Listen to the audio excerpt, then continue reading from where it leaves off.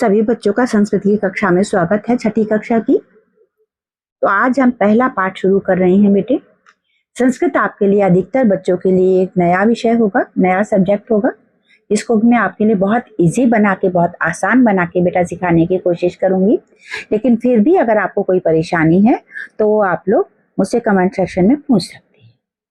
तो आपका पहला पाठ है प्रथमः पाठः, आपका लिखा हुआ है। आपको मैंने बताया था हिंदी के लिए जो बेसिक वाला जो आपको मैंने वीडियो बनाया था, उसमें बताया था कि ये जो बिंदियां होती हैं दो, जो बहुत से शब्दों के पीछे लगती हैं, ये विसर्ग कहलाती हैं। इनको कहा जाता है विसर्ग।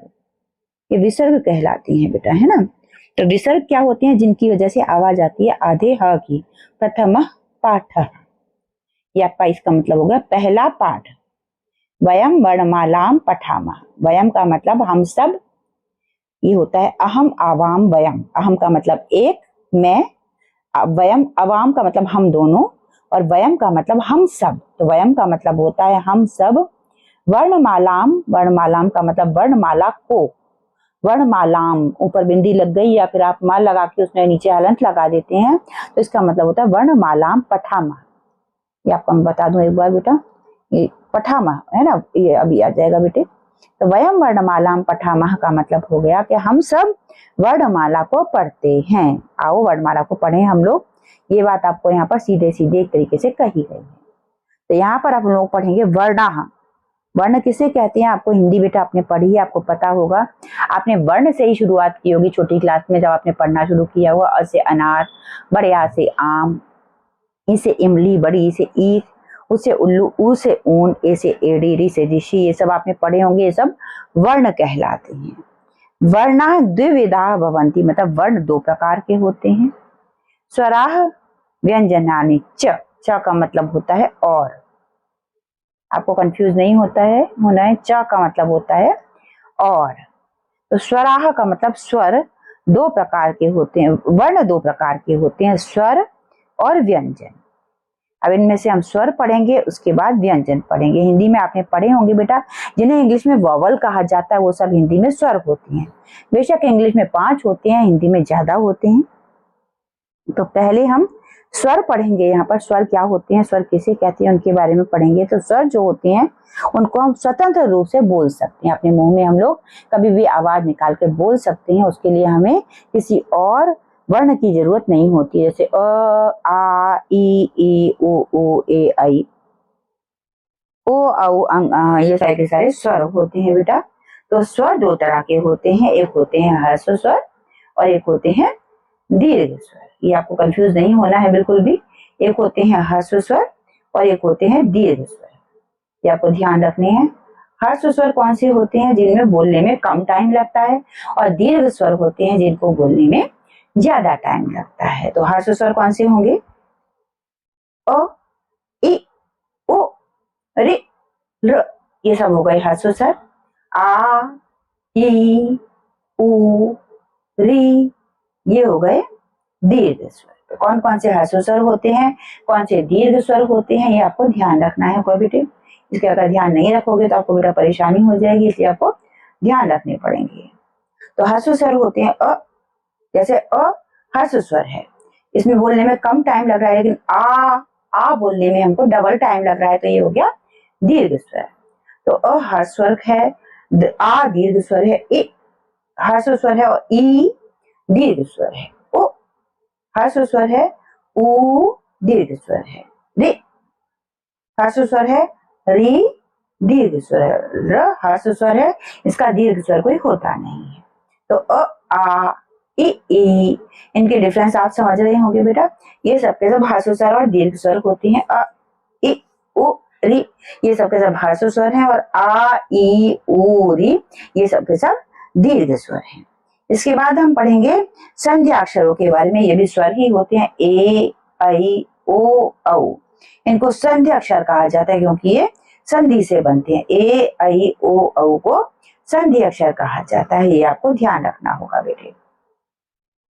इसके अलावा द्वयोः द्वयोः निश्चित स्वरयोः संधि द्वारा ये नवीना स्वर वर्णा जायते ते संध्याक्षर स्वरा, यानी कि दो स्वरों के मिलने से ये संधि स्वर बनते हैं। जैसे कि ए जो था, ये ए किससे बन रहा है, ए से एड़ी किससे बन रहा है हमारा, एक मिनट देखिए मैं आपको बताती हूँ। यहाँ पर ए से एड़ी जो बन रहा है, अ और ई के मिलने से ए बन रहा है, अ और ए के मिलने से अ बन रहा है, अ और उ को मिलने से ओ बन रहा है, और अ और ओ को मिलने से औ बन रहा है। ये आपको ध्यान रखने हैं।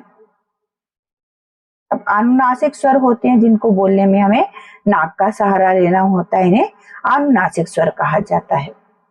जैसे आ, ई,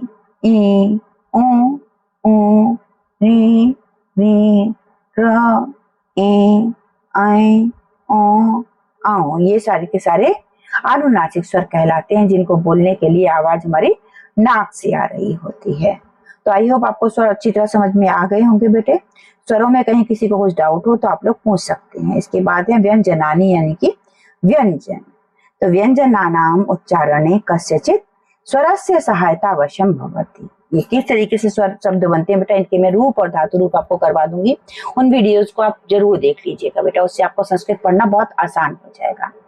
तो व्यंजनानाम, व्यंजनों के उच्चारण के लिए हमें किसी न किसी स्वर की जरूरत होती है। जैसे अगर हमें बोलना है क, तो क खाली क हम नहीं बोल सकते हैं, उसमें अ की आवाज आएगी, इसलिए ये व्यंजन है। ख ख ख छोट बोलेंगे, कितना भी छोटा करके बोलने पर हम अ की आवाज लगाए बिना नहीं बोल सकते हैं, तो ये व्यंजन कहलाते हैं। तो अगर व्यंजन बोले जाएं खाली क ख ग घ, ये व्यंजन है, लेकिन इनको अ की आवाज के बगैर नहीं बोला जा सकता, इसलिए ये व्यंजन कहलाते हैं। व्यंजन वे हैं जो स्वर की सहायता से बोले जाते हैं। स्वर वे होते हैं जिनको हम बिना किसी अन्य व्यंजन की सहायता, किसी और वर्ण की सहायता के बोल सकते हैं। अब व्यंजन चार तरह के होते हैं। पहले तो स्पर्श व्यंजन है। वर्ग क्या बोलते हैं, तो वर्ग कौन कौन से हैं, क वर्ग है, च वर्ग है, ट वर्ग है, ता वर्ग है और पा वर्ग है। इनको वर्ग व्यंजन कहा जाता है। ये वर्ग है स्पर्श वर्ण कहे जाते हैं, जो मुंह के अंदर कहीं ना कहीं टच हो रही होती है। देखिए बेटा बोल के देखिए, आप लोग इनको बोल करके अगर देखेंगे तो बहुत आसान लगेगा। क वर्ग, देखिए ऐसे लगता है कि मुंह के अंदर से हम लोग बोल रहे हैं। क ख ग घ ङ, इन सबके बोलने की एक ही जगह है मुंह के अंदर। आप बोल करके देखिए, क ख ग घ ङ, मुंह के अंदर एक ही स्थान से सारी की सारी आवाजें निकल रही होती हैं मुंह के अंदर, अब एक ही जगह से टकरा रही होती है। इसके बाद है च वर्ग। च बोलने के लिए क जहां से हम बोल रहे थे मुंह के अंदर, उसे थोड़ा सा आगे आ जाते हैं। तो च छ ज झ या, ये पांचों के पांचों वर्ण उसी जगह से बोले जा रहे होते हैं जहां से चा बोल रहे थे हम मुंह के अंदर। इसके बाद होता है ट ठ ड ढ ण। इनके लिए हम मुंह के अंदर और आगे आके हवा टकराती है जहां से ट ठ ड ढ ण की आवाज आती है। इसके बाद त थ द ध न के लिए हम बिल्कुल दांत के पीछे आ जाते हैं, वहां पर आकर के त वर्ग बोला जाता है। और प फ ब भ म के लिए तो हम होठों से ही बोलते हैं। तो ये सारे के सारे वर्गों के व्यंजन वर्ग कहलाते हैं। वर्णों के क वर्ग, च वर्ग, ट वर्ग, त वर्ग और प वर्ग। इसके बाद होते हैं वर्ग स्पर्श व्यंजन होते हैं, जो कि एक सारे जो स्पर्श व्यंजन होते हैं ये कहीं ना कहीं मुंह में टच कर रही होती हैं। 25 वर्ण होते हैं सारे के सारे, जो है एक तरीके से स्पर्श व्यंजन कहलाते हैं। इसके बाद अंतस्थ वर्ण होते हैं, जो कि एक तरीके से जिनके लिए हमारी जिह्वा जो है, जीभ जो है मुंह के अंदर कहीं टच नहीं करती है। या, रा, ला, वा, ये सारे के सारे जो है अंतस्थ व्यंजन कहलाते हैं। चार इनको क्या होता है कि स्वर वर्ण होते हैं, इनको स्वर वर्ण भी कहा जाता है। एक तरीके से अर्ध स्वर माने जाते हैं। य, र, ल, व, इन चारों को अर्ध स्वर भी माना जाता है बेटा। ये चारों भी व्यंजन है वैसे। इसके बाद ऊष्म वर्ण होते हैं, जिनको बोलने में हमारे मुंह से थोड़ी सी हीट निकलती है, गर्मी निकलती है। जैसे श, श, स, ह, इनको बोलने से हमारे मुंह में से गर्मी निकलती है, गर्म हवा निकलती है, इसलिए इनको उष्ण व्यंजन या ऊष्म व्यंजन भी कहा जाता है। अगले होते हैं आयोगवाही वर्ण, जो कि अंग और आह होते हैं, इनको आयोगवाही वर्ण कहा जाता है। ये विशिष्ट व्यंजन होते हैं और स्वस्थ संयोजन के द्वारा पूर्ण होते हैं। अंग के साथ अ जोड़ता है तो ये अनुस्वार बन जाता है, और अह जोड़ता है तो ये विसर्ग बनाता है। ये आपको ध्यान रखना। विसर्ग क्या होता है, अह लग जाता है तो विसर्ग बन जाता है, और अंग लगता है तो अनुस्वार बन जाता है। तो हमारा पहला पाठ यहीं पर खत्म होता है। हमने पूरी वर्णमाला के बारे में पढ़ा। सबसे पहले हमने जाना कि वर्ण जो होते हैं वो दो प्रकार के होते हैं, स्वर और व्यंजन। फिर हमने स्वरों को पढ़ा। स्वर तीन प्रकार के होते हैं, हर्ष स्वर, दीर्घ स्वर और संध्य अक्षर होते हैं। ठीक है, अब अ इ उ री और ऋ ये हमारे ह्रस्व स्वर थे। आ ई उ री, जिनको बोलने में ज्यादा टाइम लग रहा था, ये दीर्घ स्वर थे। संधि अक्षर थे ए ऐ ओ औ, जो कि संधि के द्वारा बने थे। अ प्लस ई ए बन गया था, अ प्लस ए ऐ बन गया था, अ प्लस ओ बन गया था, और अ प्लस ओ औ बन गया था बेटे। ठीक है।